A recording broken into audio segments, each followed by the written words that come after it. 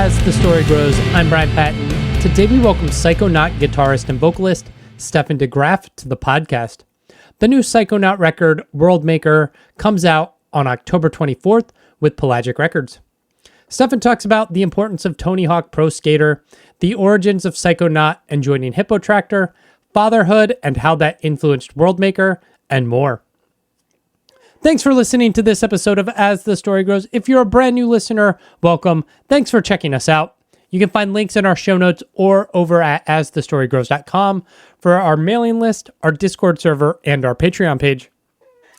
Enjoy today's conversation with Stefan from Psychonaut.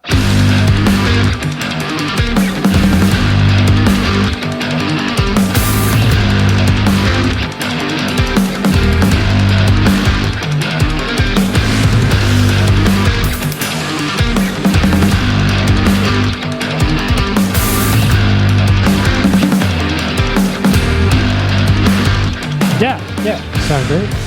Oh, I'm doing good, man. How are you? Doing good. Just hanging out. Cool. Yeah. You are Mechelen, Belgium. Am I pronouncing that right? Mechelen. Yeah. Mechelen. Okay, awesome. I looked it up on a map, but I don't really understand the geography of Belgium. Yeah. So, is it like a small village or? It's officially a city, but it does feel like a village. It's I think the fastest growing city in the country. It's become a lot more popular over the last few years. Beautiful city, love living here, and it's right between Antwerp and Brussels in the Dutch-speaking part of the country. Okay, awesome. Did you grow up in that area? Yeah, just the city right next to this one. But I've been here all my life. Awesome. That's awesome. What was growing up like? It was good. A lot of friends, a lot of fun things to do here. I was a skateboarder when I was a kid, and that was how I spent a lot of my days and nights and weekends. It was really nice growing up here. We have a pretty good school system. Great parents, good times. That's cool. I don't know if in talking to a lot of European artists, I've heard them talk about skateboarding so much. Is that like a specifically Belge thing? Like, is that? I don't know. I got into skateboarding because of the video game Tony Hawk's Pro Skater. Yeah, which is like almost everyone I knew who skated had that video game. Yeah. And it was very popular, and there you go. And it feels like it's becoming more popular again, and we have a lot of skate parks in the city. That's awesome. Which weren't there when I was growing up. We just had a tiny mini ramp, but oh man, that was so good. Yeah, but a lot of Belgian skate. Yeah, that's awesome. I remember when the first skate park near me opened, and it was like, oh, I don't have to go skate on things illegally now. Yeah. Even though that's part of the fun. It's more fun, yeah. Yeah. Was skateboarding that kind of, or the video game, your gateway into underground music, punk rock, hardcore, metal? To some extent, yeah. It was, that hat? Is it a hat that says I can't hear you, I'm thinking about the Tony Hawk's Pro Skater soundtrack? Something like that. I don't know that. No. That was crazy, man. I remember I discovered AC/DC because of the fourth one, I think. That opened with TNT, I think, the opening video. And same with Dead Kennedys and a lot of hip hop as well that I didn't really know. Okay. And that was one of the first times I heard heavy music like that. Yeah. Yeah, that's cool. At what point then do you pick up a guitar and try to learn an instrument? I started playing a recorder in high school because that was mandatory. It's like a flute that sounds really dumb. Then I switched to saxophone because I wanted to do something. And then I got sick of that because none of the music I was listening to had saxophones in it. And when I was 15, I think I was at a friend's place, saw a guitar, and he showed me how to play and how he learned a lot of these songs he could play with tablatures on the internet, and it made a lot of sense to me, and I loved that it was so easy to find all of these things online, and he taught himself how to play. And I thought, well, I could probably do that too. And there we went. Yeah, that's awesome. That's awesome. What was the music scene like? Were you having to go to Brussels or Antwerp, or were there things happening locally where you could like start bands and play shows? Yeah, I was part of a pretty big friend group who almost all of them played music. I met our drummer, the original Psychonaut drummer, in 2008, and his brother was a drummer and had a band, and then his brother had friends, and then our bass player had friends, and everyone played music. And at one point I did start taking some lessons at a certain point, and that's where I met Sam, the guitarist from Potamus, where I also met Michael, the bass player, and then a lot of other musicians from bands. Also Kiaran from Hippotractor, my other band. That's where we all met, and we went to a lot of shows. Everyone was in bands, and there were quite a lot of youth clubs. Most of them have been shut down now, I think thanks to COVID probably. Yeah. But yeah, it was a lot of shows, a lot of hardcore shows. Didn't really like that all that much, but still loved watching the thing that I didn't understand. And, yeah. Yeah. Yeah. That's funny. Let's talk about Psychonaut, how this project gets started. So 2008, I met our drummer. I had been playing guitar for about 2 years, I think, at that point, and I was looking for a band to practice and to play some Led Zeppelin and Black Sabbath covers and just have fun together. And through him, I met Yannick, who was bass player. We started the band, and then at one point, our bass player left the band, and that's where Thomas came in, who is still the Psychonaut bass player. And it was the three of us, so the original Psychonaut lineup, but with a fourth member, a singer, a really good singer. And we wrote our own songs, and we played like stoner rock and blues rock, pretty soft rock. And then the singer was getting a bit too busy with life, and he couldn't make it to a lot of rehearsals. And I guess we were bored of rehearsing without a singer, and the mics were there. So for fun, Thomas and I started trying to sing, and we sucked at first, and then we sucked slightly less after a few months. And yeah, that's how everything kicked off. And eventually the singer left the band, and the three of us continued. We changed our name to Psychonaut, and that's 2013 is when we started out. Nice. What was the inspiration for the name? To be honest, it's quite literal. It was how old was I? 23, 24 at that point. That was the time where I was experimenting a lot, tried some psychedelics, and was reading a lot of spiritual books and philosophy, and just had so much fun talking about the world and life and what the hell does everything mean. Yeah. And apparently there was this word that was used for someone who tried to experiment with his consciousness, tried to, I guess, find deeper truths within the world, and that kind of sounded perfect. So it was not at all an original name. I'm sure there are many other bands and DJs with the same name, but yeah, whatever. We just took it. It works, yeah. Yeah, I mean, I wouldn't change it. It's perfect for me. It like fits the music perfectly. And it both Psychonaut and Hippotractor, it's like, I don't know, something about both band names are so like catching. Yeah. Yeah, weird as hell. Yeah. At what point does Hippotractor come along and that project pick up steam, and you're like, all right, now I have two bands? That was, what was it, 2019? It was before COVID, and the band existed as an instrumental three-piece. I was a huge fan. Kiaran, he was, I guess, the guitar player from Hippotractor. He and I were kind of the biggest nerds in guitarists in the world. We were constantly challenging each other to play more difficult stuff and everything. So that was his project, and I was such a big fan of it. And I remember telling him, you should get a singer. I think this could be so much better even with a singer. Never thought it would eventually be me, but a few years later, we were having some beers, and he said, I don't know what to do, man. It's not working. Can't find any shows.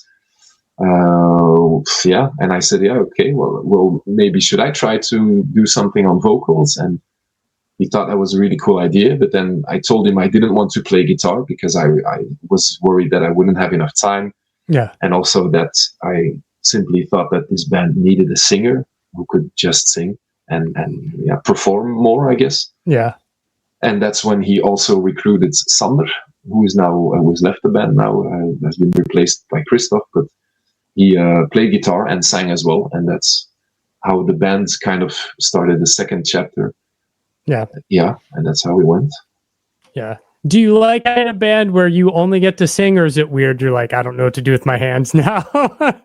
The first few shows were horrible. I mean, that's not true. I'm exaggerating, but yeah.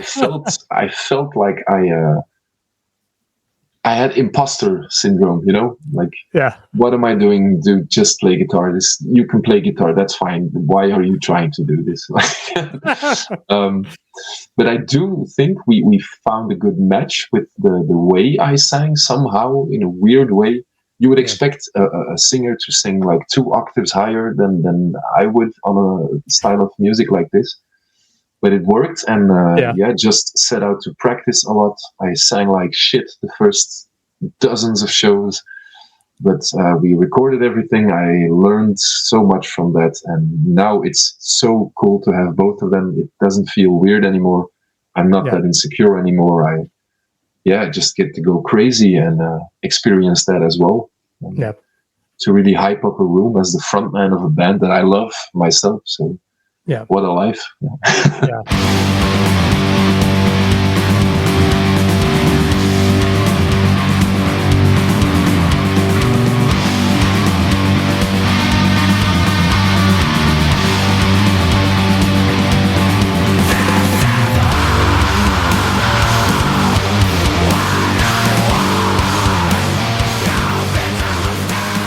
With Unfold the God-Man, it's kind of both the stepping stone for the band because that's your first release with Pelagic Records, but also it's released March 2020, which was a terrible time to put out music. What was Belgium like during kind of those early days of COVID, and what was your experience putting that record out? Yeah, the weird thing is we actually released that album ourselves in September 2018. Okay.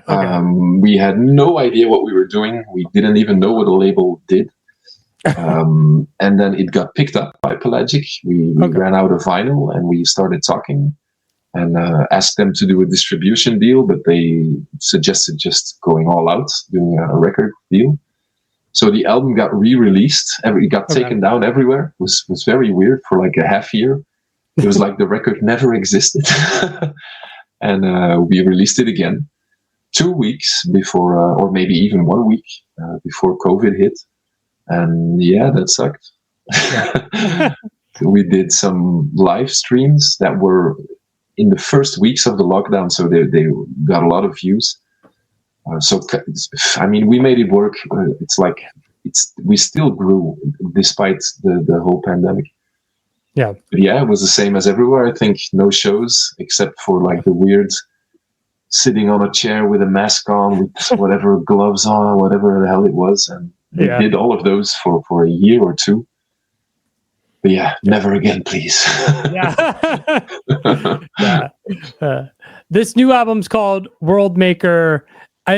Reading the press release, it seems like, the discovering you're going to be a father for the first time, matched with this grief of your father and Thomas's father being diagnosed with cancer, like kind of lended to the sonic landscape.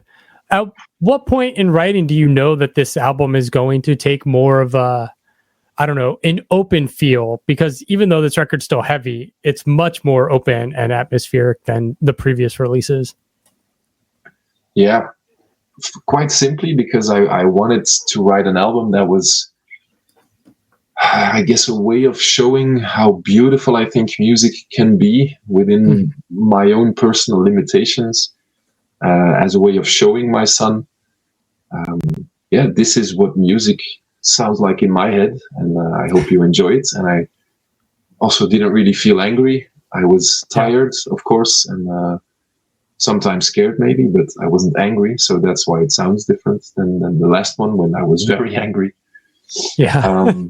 But yeah, it was from an artist's point of view, it's a cool thing to happen. As much as it fucking sucks losing my dad out of the blue, it's a weird, paradoxical art thing that this actually happened, you know, to write an album about how awesome it is to become a father, and then just like out of nowhere, your perfectly healthy father just gets the news 6 months later he's gone. Fucking sucks. Yeah, it's, my dad passed away in 2019, and it's like my son was, I don't know, a year and a half. He must have just turned 2 at that point. Oh, wow. And so like, and like my sister had a baby that year. So it's like that whole cycle of like death and new life. It's like weird where it's like, here's this child making me so happy while dealing with the grief of losing your parent. Like, this weird paradox. I kind of convinced myself that you're not allowed to be so happy. It's so happy. You're so happy with this baby. It's too much. Something has to go. It's like how I tried to process it, I guess. I'm sorry to hear that, man. That's very similar to my son was 8 months old, I think, when he passed away. So but he did get to meet him, so I'm thankful for that. Again, you can try to find something positive everywhere, right? My dad got to meet both my children, and my son is named after my dad, so it was like a nice moment. But that's awesome, dude. I just feel bad for my brother, who both his children never got to meet him. It's like, that sucks. That's a pain, man.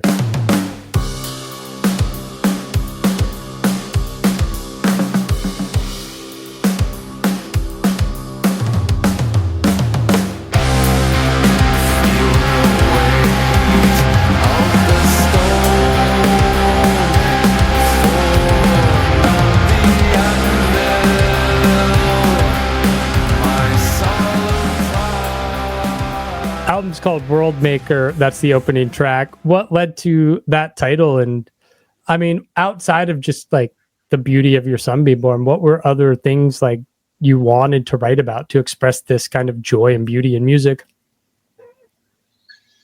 A lot of life lessons, of course, as cheesy as they may sound, you know, just to try to help him remember that this is all just whatever it is. It's not like you're supposed to do anything. Nothing has to happen. You are allowed to do pretty much everything. Just enjoy it, man. Just have fun while you're here. I did also write a lot about myself as I was now playing a new character. I am now a role model. I am a teacher. I am a guardian, a protector, and a husband, of course, a provider. I'm all those things now, you know. So there's this one song, which is actually 2 songs. It's track 3 and 4. You are the sky, everything else is just the weather. Where the first part of it, I'm pretty much singing about how prepared I am to defend my son. Like, if anyone should ever mess with him, like, I'll fucking kill you. And try, because you know that's how protective you can get. I can't imagine seeing someone ever hurt my son. I don't know what I would do. That kind of feeling. But also I wanted to tell him, like, if it happens, I'm there, you know. But then it kind of, I reminded myself, like, the priority is that I am a soft and gentle person. I need to portray what I want him to be like, you know. So the second part, everything else is just the weather. It's just a song about remember, it's all just beauty. Nothing is real. It's a playground. You should be happy and thankful to be here and have fun. Was there a direction given for the album artwork, or did you just kind of let Sam do whatever he wanted? That was a very difficult process this time. This artwork was designed by Sam Kousses, also the guitarist and singer from Potamus. He has designed every album we've ever done except for the first one. But we initially worked with different people for this one. We had a few artists who did something, but unfortunately it didn't really work out. Yeah. So in a very short period of time, we contacted Sam, and he spent nights working on what he thought would be the best visual for this album. And yeah, we're really happy with it. It's a lot more simplistic than the album artwork we usually have. And I do think it fits. It has the whole cyclical pattern to it. Yeah. And yeah, I'm really happy with it. Yeah. Album's out October 24th. What's the plan for the rest of this year for the band? Are you playing shows around Belgium? Are you just, is touring more less a thing you're doing as a father these days? No, we'll definitely be playing and touring a lot. We have 5 release shows coming up. We're doing one in Berlin, in Brussels, Paris, Amsterdam, and London. So all of the neighboring countries as well. And after that, we're definitely going to be doing some tours. Mostly next year. We've got a lot of stuff in the works that has not been announced yet. Yes. But you can expect us, a lot of festivals coming in as well in the summer. So you can expect to see us live quite a lot in the next few years.